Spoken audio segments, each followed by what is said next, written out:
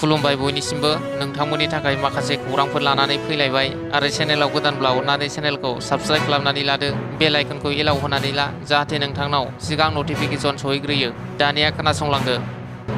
गिबि खौराङाव दङ गसाइगाव महकुमा श्रीरामपुराव आयेन बेरेखायै लाबोनाय गोबां बिबांनि सेगुन काठ हमनो हायो।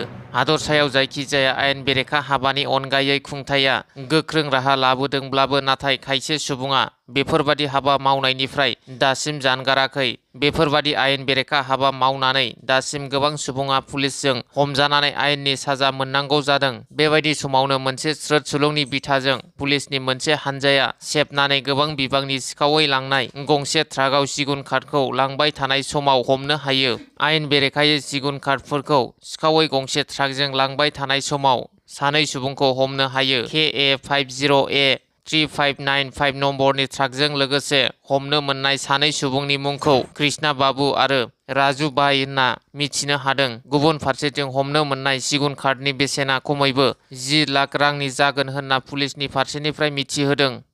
नैथि खौराङाव दङ हांसो बेदर संना होयैनि लोगोआनो गावनि लोगोखौ सिलाइजों गावदों। खौरां मोननाय बायदिब्ला बे गुलि गावनाय जाथायाव सानै सुबुङा जोखोम जादोंमोन। जोखोम जानाय सुबुंफोरखौ हाथिबान्दा गामिनि रेब बर' आरो कुलेर बर' होनना सिनायथिनो हादों। गोब्राबै जोखोम जानाय रेब बर'खौ आथिखालाव टंलानि गंसे देहा फाहामसालियाव फाहामथाय होगासिनो दं होननानै मिथिनो मोननाय जादों। सुलुंनि बायदिब्ला पुलिसआ जाथायजों सोमोन्दो थानाय सासे सुबुंखौ हमखांबाय। हमजानाय सुबुंनि मुंखौ गलाब बर' होननानै सिनायथिनो हादों। मिथिनो मोननाय बायदिब्ला गलाब बर'आ गुलि गावदोंमोन। मख'नो गोनांदि हांसोनि बेदर बानायनो हायैखौ लानानै सानै लोगोफोरनि गेजेराव नांलायनाय जादोंमोन आरो गलाब बर'आ गावनि लोगोनि सायाव गुलि गावदोंमोन। थामथि खौराङाव दङ चिरांनि बिजनी सहरनि 3 नं वार्डनि आमगुरि कल'नियाव सिखावनि उदखार। सिखावनि उदखाराव गोजोन गैयै जादों रायजोफोरा। सिखावनि उदखाराव थागिबिफोरा आंगो न'खौ नागारना बायजोआव थांनो हाया। मानोना रावबो गैयै खाबुखौ लानानै सिखावा लुथियो। आमगुरि कल'निनि थागिबि BSFआव साख्रि मावनाय उकिल चन्द्र रायनि न'आव सिखावनि उदखार।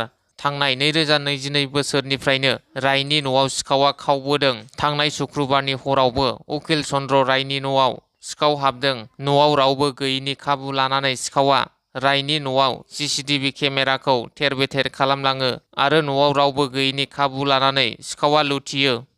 ब्रैथि खौराङाव दङ हारिमु फोथाराव खामानि मावबोनाय सा 9 फोरोंगुरुफोरनो दुलाराय बर' हारिमु आफादनिफ्राय अस्ताद बिमुंजों मान बावदों। फारियै रहेन्द्र नाथ ब्रह्म, चक्रधर नार्जारी, बारलांफा नार्जारी, उफा बाला मोसाहारी, नीला नार्जारी, धीरेन रामसियारी, गोमोथाव बसुमतारी, दिलीप नार्जारी आरो राजेन्द्र ब्रह्म बिथांमोनखौ अस्ताद बिमुंजों मान बावो।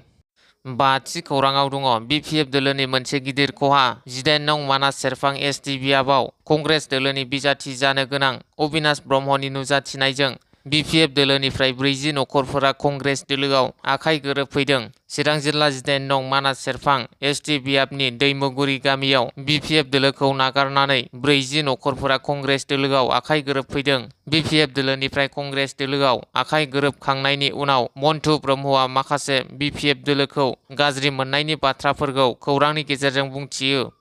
द'थि खौराङाव दङ बिटिआरनि बायजोनि गुनगोनां फरायसाफोरनो UPSC APSC कचिंनि मोजां सुबिदा होनायनि थाखाय बिटिआर सरकारखौ साबायखर जासिदों।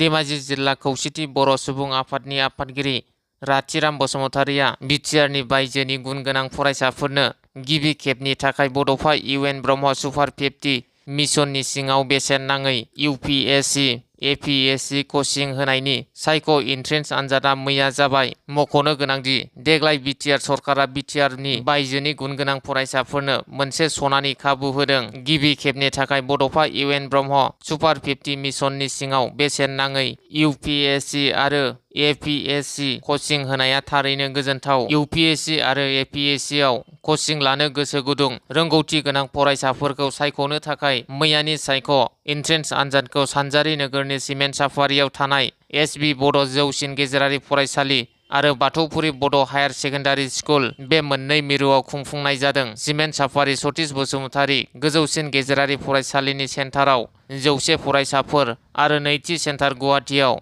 134 फरायसाफोरा आनजाद होदों। बे हाबाफारियाव बाहागो लायो BKWSC खुंथायनि गाहाय मावफुं सोद्रोमा मिहिनेश्वर बसुमतारी, लोगोसे बर' सुबुं आफादनि बोसोनगिरि सुक्रिश्वर गयारी, धेमाजि जिल्ला खौसेथि बर' सुबुं आफादनि आफादगिरि राथिराम बसुमतारी, सिमेन्ट दख'रा एबसुनि गाहाय नेहाथारि रिंखां बर' बिथांमोना बाहागो लादों। स्निथि खौराङाव दङ दाउलाबारि बिनायखाता बाजाराव BPF दोलोनि सुबुंफोरजों सावरायलायनाय हाबाफारि खुंफुंदों। फैबाय थानाय बिसायख'थिखौ नोजोर बोनानै BPF दोलोआ गसाइगाव महकुमानि सिङाव थानाय बिनायखाता बाजारनि साखाथियाव थानाय गेवलां फोथाराव गार्डेनपुर प्राइमारि, कसुगाव ब्लक BPF, बिनायखाता प्राइमारि आरो सराइबिल ब्लक BPF नि बानजायनायाव सानसेनि मेहेरगोनां हाबाफारिनि गेजेरजों BPF दोलोनि सुबुंफोरजों सावरायलायनाय हाबाफारिया दाउलाबारि बिनायखाता बाजारनि साखाथियाव थानाय गेवलां फोथाराव खुंफुंजालाङो। मैयानि बे हाबाफारियाव गाहाय आलासि महरै MLA रबिराम नार्जारिजों लोगोसे MCLA मृत्युन्जय नार्जारियाबो बाहागो लादोंमोन।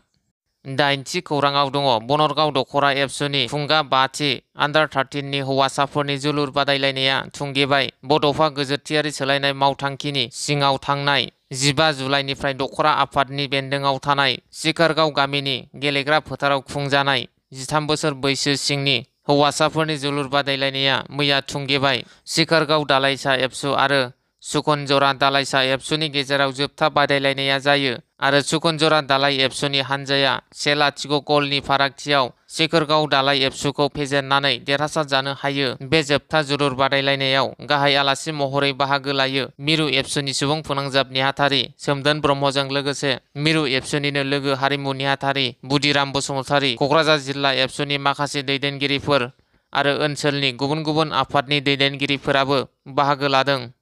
9थि खौराङाव दङ गसाइगाव TCLCC नि लेङाइ आफादगिरि निथुनजय बसुमतारीनि खौरां मेल। थांनाय माखासे साननि सिगां 4 नं जुमदुवार बियाबनि सिङाव थानाय गलादाङि दावागुरि गामियाव BPF नि हाबाफारियाव खौरां बिजोंनि गेजेरजों मिरु BPF लाइमोन आफादनि लेङाइ आफादगिरि कास्टम बसुमतारीया UPPL खौ असान्तिनि सरखार, जेबो मावनो हायाखै, इभेक्सन खालामग्रा सरखार होननानै बिबुंथि होनायनि सायाव बिथा खालामनानै मैया UPPL नि सोद्रोमा एबा TCLCC नि लेङाइ आफादगिरि निथुनजय बसुमतारीया खौरां मेलनि गेजेरजों फिननाय होनानै बुङोदि कास्टम बसुमतारीया खाना जाबाय नामा, जायनि थाखाय UPPL नि मावनायखौ नुवाखै।